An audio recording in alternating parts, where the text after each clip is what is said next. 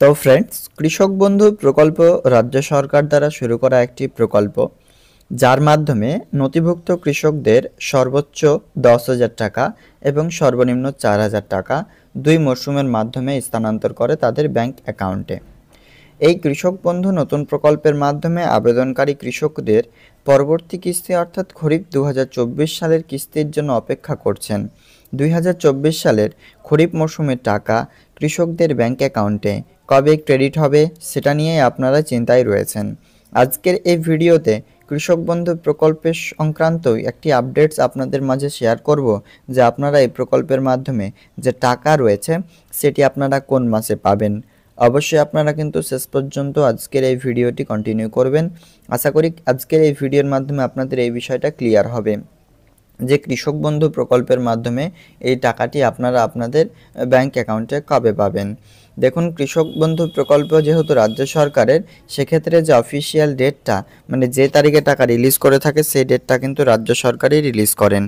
তবে এই প্রকল্পের মাধ্যমে এখনও পর্যন্ত টাকা দেওয়া নিয়ে অফিসিয়ালিভাবে 2023-24 সালের খরিফ সিজনে কোনো রকম অফিসিয়াল নোটিফিকেশন পাবলিশ করছে না কৃষি দপ্তর কিংবা পশ্চিমবঙ্গ রাজ্য সরকার। তবে প্রকল্পের মাধ্যমে টাকা নিয়ে কিছু জায়গায় গুরুত্বপূর্ণ আপডেটস উঠে আসছে। বিভিন্ন নিউজ পোর্টাল মারফত কিন্তু জানানো যাচ্ছে যে কৃষক বন্ধু প্রকল্পের মাধ্যমে যে টাকা সেটি আপনারা কিন্তু খুবই শীঘ্রই পেতে চলেছেন।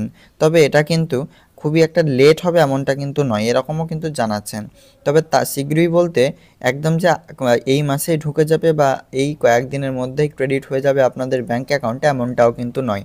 তবে কবে এই প্রকল্পের মাধ্যমে টাকা আপনারা আপনাদের ব্যাংক অ্যাকাউন্টে পেতে চলেছেন এই ব্যাপারটা জানা কিন্তু অত্যন্ত প্রয়োজন কৃষকদের জন্য। কারণ আপনারা অনেকেই ইতিমধ্যে কমেন্ট করছেন যদি আমাদেরকে মরশুমের মধ্যে টাকা দেওয়া হয় সেক্ষেত্রে কিন্তু আমরা এই প্রকল্পের টাকা বিভিন্ন চাষাবাদে আমরা কাজে লাগাতে পারবো। সে কারণেই আপনারা আরও আগ্রহী এই প্রকল্পের মাধ্যমে টাকা রিসিভ করবার জন্য। তো এই প্রকল্পের মাধ্যমে ইতিমধ্যে ডিসেম্বরের 12 তারিখে লাস্ট টাকা ক্রেডিট হয়েছে, প্রায় 5 মাস আগে। এবং ইতিমধ্যে আপনারা এই প্রকল্পের মাধ্যমে পরবর্তী কিস্তির জন্য অপেক্ষা করছেন, কারণ 5 মাস আগে আপনারা টাকা পেয়েছেন। সেই ব্যাপারে আজকের এই ভিডিওতে আলোচনা করছি। তো চলুন এই ভিডিওর মাধ্যমে আমরা এবার মূল টপিকে চলে যাচ্ছি, যে টাকা আপনাদের ব্যাংক অ্যাকাউন্টে কবে ঢুকতে চলেছে সেটি একবার আপনারা দেখে নিন।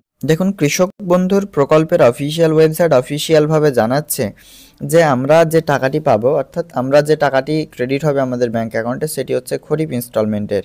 এবং খরিফ ইনস্টলমেন্টের টাকা এপ্রিল মাস থেকে নিয়ে কিন্তু সেপ্টেম্বর মাসের মধ্যে আপনার ব্যাংক অ্যাকাউন্টে ক্রেডিট হবে।